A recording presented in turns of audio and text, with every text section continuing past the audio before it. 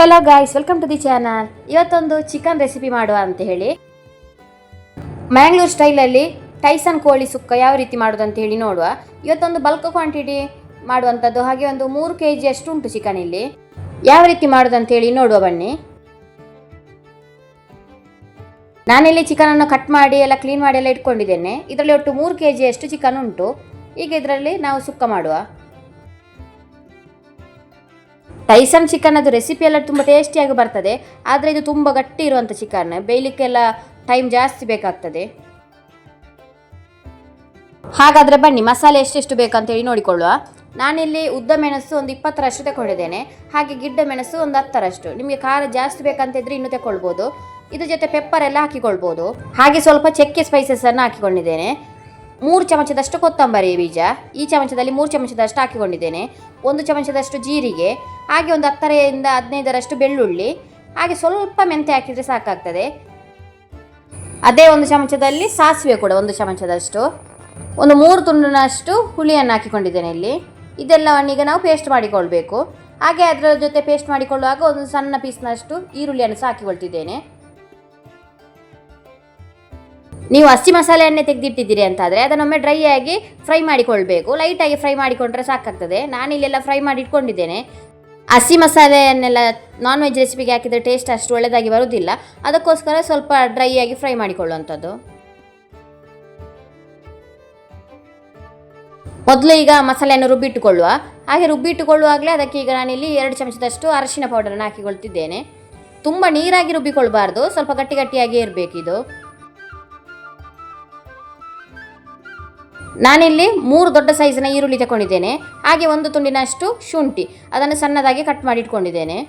ಹಾಗೆ ಸ್ವಲ್ಪ ಕರಿಬೇವು ಸೊಪ್ಪು ಫ್ರೈ ಮಾಡುವಾಗ ಹಾಕಿಕೊಳ್ಳಿಕ್ಕೆ ಅಂಥೇಳಿ. ಇವತ್ತು ನಾನು ಟೈಸನ್ ಸುಕ್ಕವನ್ನು ಸೌದೆ ಒಲೆಯಲ್ಲೇ ಮಾಡ್ತಿದ್ದೇನೆ. ಸೌದೆ ಒಲೆಯಲ್ಲಿ ಮಾಡುವಂಥ ರೆಸಿಪಿ ಎಲ್ಲ ತುಂಬ ಟೇಸ್ಟಿಯಾಗಿ ಬರ್ತದೆ. ಅದಕ್ಕೋಸ್ಕರ ಒಂದು ಪಾತ್ರೆ ಇಟ್ಟು ಅದಕ್ಕೆ ಒಂದು 5ರಿಂದ 6 ಚಮಚದಷ್ಟು ತೆಂಗಿನ ಎಣ್ಣೆ ಹಾಕಿಕೊಂಡಿದ್ದೇನೆ. ಅದು ಬಿಸಿ ಆದಮೇಲೆ ಅದಕ್ಕೆ ಈಗ ಈರುಳ್ಳಿಯನ್ನು ಹಾಕಿ ಫ್ರೈ ಮಾಡಿಕೊಳ್ತಿದ್ದೇನೆ. ಈರುಳ್ಳಿ ಸ್ವಲ್ಪ ಫ್ರೈ ಆದಮೇಲೆ ಅದಕ್ಕೆ ನಾವು ಕರಿಬೇವು ಇತ್ತಲ್ವ, ಅದನ್ನು ಸಹ ಹಾಕಿಕೊಂಡು ಫ್ರೈ ಮಾಡಿದರೆ ಆಯಿತು. ಈರುಳ್ಳಿ ಸರಿಯಾಗಿ ಫ್ರೈ ಮಾಡಿಕೊಳ್ಬೇಕು. ಒಂದು ಬ್ರೌನ್ ಕಲರ್ ಬರುವವರೆಗೆ ಫ್ರೈ ಮಾಡಿದ್ರೆ ಸಾಕಾಗ್ತದೆ. ನಂತರ ಇದಕ್ಕೀಗ ಚಿಕನನ್ನು ನಾವು ಹಾಕಿಕೊಂಡ್ರೆ ಆಯಿತು. ಇಲ್ಲಿ ಒಟ್ಟು 3 kg ಅಷ್ಟು ಚಿಕನ್ ಉಂಟು. ಇದನ್ನೆಲ್ಲ ಅವನಿಗೆ ಹಾಕಿಕೊಳ್ತಿದ್ದೇನೆ. ಇನ್ನು ಇದನ್ನು ಸರಿಯಾಗಿ ಮಿಕ್ಸ್ ಮಾಡಿಕೊಳ್ಬೇಕು. ಇದಕ್ಕೆ ಯಾವುದೇ ನೀರನ್ನೆಲ್ಲ ಹಾಕ್ಲಿಕ್ಕೆ ಹೋಗಬೇಡಿ, ಅದರಲ್ಲಿ ಚಿಕನಲ್ಲೇ ನೀರು ಬಿಟ್ಕೊಳ್ತದೆ. ಸಾಕಷ್ಟು ನೀರು ಇದರಲ್ಲಿ ಈಗ ಬಿಟ್ಕೊಳ್ತದೆ. ಈಗ ಅದಕ್ಕೆ ಸಣ್ಣದಾಗಿ ಕಟ್ ಮಾಡಿ ಇಟ್ಕೊಂಡಂಥ ಶುಂಠಿಯನ್ನು ಸಹ ಹಾಕಿ ಚಂದ ಮಾಡಿ ಮಿಕ್ಸ್ ಮಾಡಿಕೊಳ್ಬೇಕು. ಒಲೆಯಲ್ಲಿ ಮಾಡ್ತಿರೋದ್ರಿಂದ ಇದನ್ನೊಂದು ಮೀಡಿಯಮ್ ಉರಿಯಲ್ಲಿ ಇಟ್ಕೊಂಡು ಮಾಡಿಕೊಳ್ಬೇಕು. ತುಂಬ ಜಾಸ್ತಿ ಬೆಂಕಿ ಹಚ್ಚಿದ್ರೂ ಕೂಡ ಅದು ಬೇಗ ಸೀದೋಗ್ತದೆ. ಅದಕ್ಕೋಸ್ಕರ ಮೀಡಿಯಮ್ ಆಗಿ ಇಟ್ಟು ಬೇಯಿಸ್ಕೊಂಡ್ರೆ ಆಯಿತು. ಹಾಗೆ ಈಗಲೇ ಸ್ವಲ್ಪ ಉಪ್ಪನ್ನು ಸಹ ಹಾಕಿಕೊಳ್ಳಿ, ಚಿಕನ್ಗೆಲ್ಲ ಉಪ್ಪು ಸರಿಯಾಗಿ ಹಿಡಿದುಕೊಳ್ತದೆ. ಈಗ ಒಂದು ಮುಚ್ಚಳ ಮುಚ್ಚಿ ಅದನ್ನು ಬೇಯಲಿಕ್ಕೆ ಇಟ್ಟರೆ ಆಯಿತು. ಈಗ ಇಲ್ಲಿ ತೆಂಗಿನ ತುರಿಯನ್ನು ಫ್ರೈ ಮಾಡಲಿಕ್ಕೆ ತಗೊಂಡಿದ್ದೇನೆ. ಇಲ್ಲಿ 1 ಕಪ್ನಲ್ಲಿ 1.5 ಕಪ್ನಷ್ಟು ತೆಂಗಿನ ತುರಿ ತಗೊಂಡಿದ್ದೇನೆ, ಈ ಸಣ್ಣ ಕಪ್ನಲ್ಲಿ. ಇದನ್ನೀಗ ಲೋ ಫ್ಲೇಮಲ್ಲೇ ಫ್ರೈ ಮಾಡಿಕೊಳ್ಬೇಕು. ಸ್ವಲ್ಪ ಫ್ರೈ ಆದರೆ ಸಾಕಾಗ್ತದೆ. ಇದು ಸ್ವಲ್ಪ ಲೈಟಾಗಿ ಗೋಲ್ಡನ್ ಕಲರ್ ಬರುವವರೆಗೆ ಫ್ರೈ ಆದರೆ ಸಾಕು. ಇಷ್ಟು ಫ್ರೈ ಆದರೆ ಸಾಕಾಗ್ತದೆ. ಚಿಕನ್ ಬೇಯಲಿಕ್ಕೆ ಇಟ್ಟು ಒಂದು ಅರ್ಧ ಗಂಟೆ ಆಯಿತು. ನೋಡಿದ್ರಲ್ಲಿ ನೀರೆಲ್ಲ ಎಷ್ಟು ಚೆಂದಾಗಿ ಬಿಟ್ಕೊಂಡಿದೆ ಅಂತೇಳಿ. ಯಾವುದೇ ನೀರನ್ನು ಸೇರಿಸದೆ ಚಿಕನಲ್ಲಿರೋ ನೀರೇ ಇಷ್ಟು ಬಿಟ್ಕೊಂಡಿದೆ. ಈಗ ಇದಕ್ಕೆ ಮಸಾಲೆಯನ್ನು ಸೇರಿಸಿಕೊಳ್ಳುವ.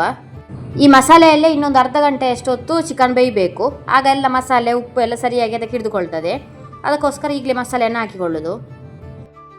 ಮಸಾಲೆ ಜೊತೆ ಯಾವುದೇ ನೀರನ್ನು ಸೇರಿಸಿಕೊಳ್ಬೇಡಿ, ಅದರಲ್ಲೇ ಚಿಕನಲ್ಲಿರೋ ನೀರೇ ಸಾಕಾಗ್ತದೆ. ಈಗ ಇದಕ್ಕೆ ನಾನಿಲ್ಲಿ ಸ್ವಲ್ಪ ಚಿಕನ್ ಮಸಾಲೆ, ಹಾಗೆ ಸ್ವಲ್ಪ ಪೆಪ್ಪರ್ ಪೌಡರ್, ಸ್ವಲ್ಪ ಗರಂ ಮಸಾಲೆ ಪೌಡರ್ ಇಷ್ಟನ್ನು ಹಾಕಿ ಸರಿಯಾಗಿ ಮಿಕ್ಸ್ ಮಾಡಿಕೊಳ್ತಿದ್ದೇನೆ. ಮಸಾಲೆ ಪೌಡರ್ ಹಾಕಿಕೊಳ್ಳೋದು ನಿಮ್ಮ ಆಪ್ಷನಲ್, ಬೇಕಂತಿದ್ರೆ ಹಾಕಿಕೊಳ್ಬೋದು, ಇಲ್ಲಾಂದರೆ ಬೇಡ. ಈಗ ಉಪ್ಪೆಲ್ಲ ಸರಿಯಾಗಿ ನೋಡಿಕೊಳ್ಳಿ, ಸರಿಯಾಗಿ ಉಪ್ಪೆಲ್ಲ ಆಗಿದೆಯಾ ಅಂತ. ಉಪ್ಪು ಕಡಿಮೆ ಆಗಿದ್ದರೆ ಈಗಲೇ ಹಾಕಿಕೊಂಡು ಬೇಯಲಿಕ್ಕೆ ಇಟ್ಟರೆ ಆಯಿತು. ಇದರಲ್ಲಿರೋ ನೀರಿನ ಅಂಶ ಎಲ್ಲ ಇದು ಸರಿಯಾಗಿ ಬೆಂದಾಗುವಾಗ ಡ್ರೈ ಆಗಿ ಬರ್ತದೆ, ನೀವೇ ನೋಡಿ. ಮತ್ತೆ ಆಗ ಚಿಕನ್ನಲ್ಲಿದ್ದ ನೀರಿನ ಅಂಶ ಎಲ್ಲ ಡ್ರೈ ಆಗಿದೆ, ಹಾಗೆ ಚಿಕನ್ ಕೂಡ ಸರಿಯಾಗಿ ಬೆಂದಿದೆ. ಈಗ ಇದಕ್ಕೆ ನಮ್ಮ ತೆಂಗಿನ ತುರಿಯನ್ನು ಹಾಕಿ ಸರಿಯಾಗಿ ಮಿಕ್ಸ್ ಮಾಡಿಕೊಂಡ್ರೆ ಆಯಿತು. ಒಂದು 2 ನಿಮಿಷ ಇದನ್ನು ಹಾಗೆ ಮಿಕ್ಸ್ ಮಾಡಿಕೊಂಡ್ರೆ ಆಯಿತು. ಅದರಲ್ಲಿರುವ ನೀರಿನ ಅಂಶ ಎಲ್ಲ ಡ್ರೈ ಆಗ್ತದೆ. ಲಾಸ್ಟಲ್ಲಿ ಸ್ವಲ್ಪ ಕೊತ್ತಂಬರಿ ಸೊಪ್ಪನ್ನು ಕಟ್ ಮಾಡಿ ಹಾಕಿದರೆ ಟೈಸನ್ ಚಿಕನ್ ಸುಕ್ಕ ರೆಡಿ ಆಗ್ತದೆ. ತುಂಬ ಟೇಸ್ಟಿಯಾಗಿರುವಂಥ ರೆಸಿಪಿ ಇದು. ನೀವು ಕೂಡ ಒಮ್ಮೆ ಮನೆಯಲ್ಲಿ ಟ್ರೈ ಮಾಡಿ ನೋಡಿ. ಯಾವ ರೀತಿ ಬಂದಿದೆ ಅಂತೇಳಿ ಕಮೆಂಟ್ ಮೂಲಕ ತಿಳಿಸಿ. ಹಾಗೆ ಇವತ್ತಿನ ಈ ನಾನ್ ವೆಜ್ ರೆಸಿಪಿ ನಿಮಗೆ ಇಷ್ಟ ಆಗಿದ್ರೆ ಪ್ಲೀಸ್ ಒಂದು ಲೈಕ್ ಕೊಡಿ. ಹಾಗೆ ಸಬ್ಸ್ಕ್ರೈಬ್ ಮಾಡದೆ ನೋಡ್ತಿದ್ರೆ ಪ್ಲೀಸ್ ಸಬ್ಸ್ಕ್ರೈಬ್ ಮಾಡಿ ಸಪೋರ್ಟ್ ಮಾಡಿ.